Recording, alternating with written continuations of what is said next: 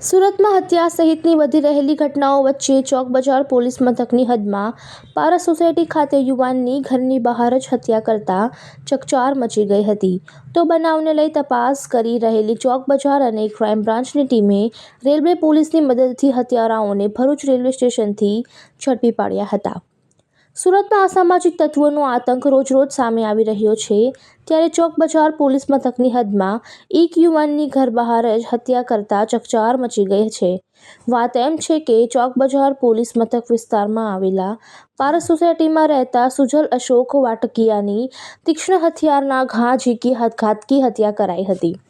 ઘટનાની જાણ થતાં પોલીસ કાફલો સ્થળે દોડી ગયો હતો અને તપાસ હાથ ધરી હતી, જેમાં પોલીસની તપાસમાં હત્યા કરનાર મૃતકના જ મિત્રો હોવાનું સામે આવ્યું હતું, જેથી ચોક બજાર પોલીસ અને ક્રાઇમ બ્રાન્ચની ટીમે સીસીટીવી સહિતની તપાસ કરી આરોપીઓનું પગેરું દબાવ્યું હતું અને હત્યા કરી સુરત છોડી ભાગી રહેલા 3 હત્યારાઓને રેલવે પોલીસની મદદથી ભરૂચ રેલવે સ્ટેશનથી ઝડપી પાડ્યા હતા.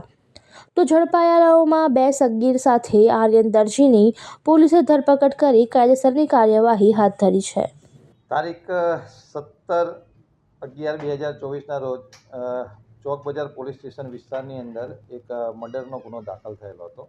જેમાં માહિતી એ રીતના છે કે પોલીસને માહિતી મળેલ હતી કે બપોરે અંદાજિત 2-2:15ની આસપાસ ચોક બજાર વિસ્તારમાં આવેલી પારસ સોસાયટીની અંદર એક ડેડ બોડી મળેલ છે.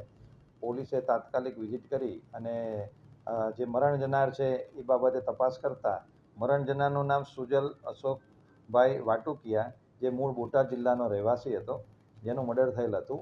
અને ટેકનિકલ વિગતો કરતાં જાણવામાં આવેલું હતું કે 3 વ્યક્તિઓ તેની પર હુમલો કરેલ છે. તો આ અનુસંધાને પોલીસે ગુનાની ગંભીરતા લઈ તાત્કાલિક ટીમો બનાવેલી હતી. સુરત શહેર ડીસીબીની ટીમ તથા રેલવે પોલીસની મદદથી 3 આરોપીઓને અટક કરવામાં આવેલ છે. જેમાં એક આરોપી છે જેનું નામ છે આર્યન રાજેશભાઈ દરજી, અને બાકીના 2 છે એ કાયદામાં સંઘર્ષમાં આવેલા 2 બાળકો છે. તો આ 3ને પોલીસે અટક કરીને આગળની કાર્યવાહી હાથ ધરેલી છે.